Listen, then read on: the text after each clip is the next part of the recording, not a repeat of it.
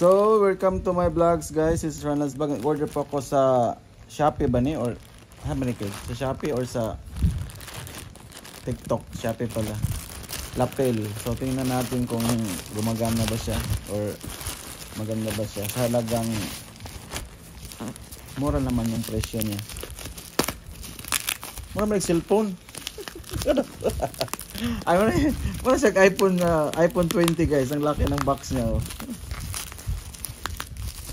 Kung ano? Walang ano? Palang ako nga.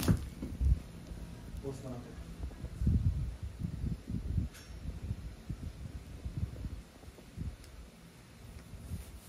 Ay, guntingin natin, guntingin. Para madaliin. Lang, iPhone nga siya. Ganito pala siya. Ang cute naman. Ay, naka-sealed pa. So, ibig sabihin, safe tayo nito kasi naka-sealed. Oh. May plastic pa. Oh. Para daw to sa pagbablog.